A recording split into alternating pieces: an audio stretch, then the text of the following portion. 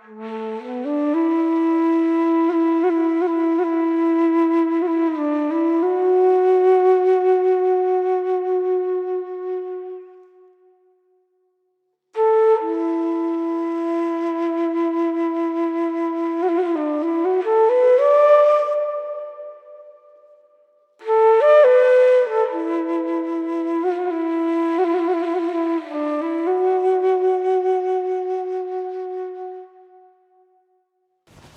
fond, comme ici, non?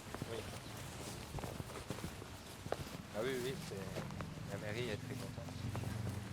Ah oui, et la chambre d'agriculture aussi, parce que c'est des belles choses. Also heute sind wir hier in Val-le-Joux und in der Dordogne mit Marc Hutmann, der ein Experte ist für die syntropische Landwirtschaft. Er hat eben seine Ausbildung gemacht mit einem Schüler von Ernst Götsch, der der Urheber dieser Methode ist, der syntropischen Landwirtschaft. Und wir werden heute ein bisschen mit ihm darüber sprechen, wie die syntropische Landwirtschaft hier wirklich konkret aussieht, wie er das hier umsetzt. Und er wird uns auch ein bisschen was auf seiner kleinen Farm zeigen. Alors merci Marc pour nous recevoir ici sur votre jardin de Val-le-Joux. C'est très joli ici maintenant. Il y a beaucoup de soleil, non? Et Oui, il y a une belle lumière aujourd'hui. une belle lumière. On a déjà récolté quelques fèves ensemble, non? Oui. Et tu vas aller au marché Oui, demain. Demain? Demain, c'est prévu d'aller au marché, à Montignac, à côté. Super, c'est cool. Donc je m'appelle Marc et je suis maraîcher ici à Val-le-Joux en Dordogne. Je suis arrivé ici il y a 3 ans, après avoir passé 5 ans en Bretagne, pareil en maraîchage. Et donc depuis 1 an, je développe un projet donc, au jardin de Val-le-Joux d'agriculture syntropique. J'étais avant en maraîchage conventionnel et puis j'ai le souhait maintenant de changer et d'aller vers l'agriculture syntropique. Donc, les premières parcelles sont là.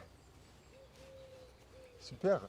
Marc, peux-tu nous expliquer un peu qu'est-ce que c'est l'agriculture syntropique? Alors l'agriculture syntropique, c'est pour moi une manière, alors je vais donner ma vision parce que je pense que c'est très personnel Oui, oui, à d'accord. chacun. Et pour moi c'est une manière de voir la nature, c'est-à-dire qu'on a l'habitude, je fais souvent la comparaison avec l'agriculture conventionnelle, qui est de faire des lignes de toujours les mêmes choses, que ce soit des arbres, des légumes, des fruits, des petits fruits. Là il s'agit d'observer la nature comment elle est. Et en fait, quand on regarde une forêt qui est à côté, ou un peu partout dans le monde, ben on voit qu'il y a différentes strates, quoi. Il n'y a pas que des arbres en ligne. Voilà. Il y a des choses en dessous, il y a des choses au-dessus, il y a des plus grands, des plus petits arbres. Donc là, c'est recréer tout ça pour finalement imiter la nature et que l'homme reprenne sa place au sein de la nature, mais qu'il ne la détruise pas. Et c'est pas lui le grand chef d'orchestre. Il est là pour organiser les choses. C'est en tout cas la vision qui me plaît le plus. Ah, super. Qu'est-ce qui t'a inspiré pour faire l'agriculture syntropique? Alors inspiré, c'est parti en fait d'un événement plutôt malheureux. C'est-à-dire que j'étais en agriculture conventionnelle, alors sans traitement chimique ni engrais, rien du tout, ça j'ai jamais fait, mais voilà, en ligne un peu toujours pareil, sur toile tissée ou bâche plastique. Et puis l'année dernière, à cette même période, là en juin, il y a eu un énorme orage pendant 20 minutes, et, avec des grêlons. Donc tout a été détruit, absolument tout. Et donc ça a été quand même un gros traumatisme de tout perdre à une période qui est importante, parce que c'est les premiers légumes qu'on a. Donc sur le coup, j'ai dit j'arrête, je ne peux plus, c'est trop difficile comme métier. Mais bon, comme j'aime quand même beaucoup ça, j'ai commencé à chercher, je suis tombé en premier sur l'agroforesterie. Enfin non, en tout premier, je suis tombé sur les voiles anti-grêle. Bon, alors c'est des grands trucs en plastique noir pour tout protéger. J'ai dit non, ça coûte cher et c'est pas bien. Après, en continuant de chercher sur comment cultiver autrement, comment se protéger aussi des fois du vent, de la grêle, et voilà, je suis tombé sur l'agroforesterie classique. Mais des rangs de monoculture de peupliers, ça ne me parlait pas. Donc j'ai toujours un petit peu plus cherché et je suis tombé comme ça sur l'agriculture syntropique, notamment le petit film qui avait été fait de Life in Syntropie, qu'on trouve un peu partout sur internet et qui est enfin, voilà, où on se dit bon, si on arrive à faire ça, c'est quand même sympa. Ouais, c'est super. Ouais. Alors une autre question qui m'intéresse, Marc, est alors ton vision pour la future. Comment tu vois la future ici et en général? Le futur, alors c'est intéressant comme question parce que en développant ce projet de plantation d'arbres et tout, on fait ce qu'on appelle les designs de jardins forêts.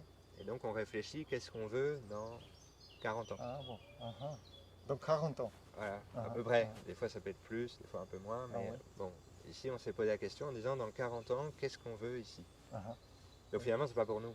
Enfin, j'espère être encore en vie, mais j'espère ne plus être agriculteur, oui, être tranquille à la retraite. Donc Oui. finalement on réfléchit pour nos enfants Ah oui. ou petits-enfants.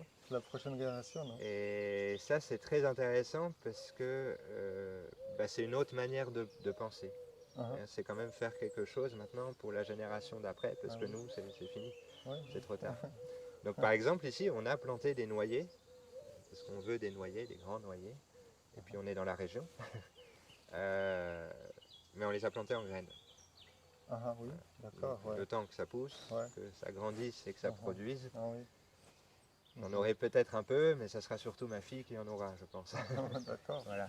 Donc le futur, il est là en fait. Il est de se dire, un endroit comme ça, où les sols ont été abîmés par le travail du sol, même avant moi, pour faire du maïs ou du tabac, c'est se dire, on refait une forêt. Et en plus, au lieu de faire une forêt classique, c'est une forêt où on pourra manger dedans. Et des choses très saines. Très bien. Donc c'est recréer des petits îlots comme ça. Mais ici, c'est ce qu'on veut. Après, c'est une vision d'un homme et d'un collectif derrière quand même maintenant. Au départ, c'est parti de moi, mais maintenant, c'est aussi tout un village qui est derrière. Et on se dit, ici, une forêt où on peut cueillir des fruits, des légumes, des choses comme ça, c'est très bien. Moi, j'ai ma vision du futur. Où je me dis, j'espère que l'économie sera aussi différente. L'agriculture sera différente. Moi, je veux participer à ça, à changer. Mais j'espère que d'autres vont changer aussi l'économie. Ce qui fait qu'en fait, les gens pourront peut-être venir là et juste manger. Et qu'il n'y aura pas besoin de tout cet argent. Ah oui, c'est cool. On a l'association, d'ailleurs, c'est notre charte d'association, elle est comme ça. C'est au centre de la charte, on a régénéré. Donc les sols, l'agriculture, mais aussi le lien social, aussi l'économie locale, et des choses comme ça. C'est le mot qui nous a fait tous avancer. Moi je dirais, il faut y aller. En fait, ceux qui ont envie de planter des arbres, ceux qui ont envie de faire les choses, il ne faut pas le faire n'importe comment. Il faut se former, peut-être, aller voir, mais il faut faire, quoi. Il ne faut pas avoir peur de changer les méthodes d'agriculture. On n'a rien à perdre. Super. Merci Marc pour l'interview. C'était super. Merci à vous deux. Et à la prochaine. À la prochaine.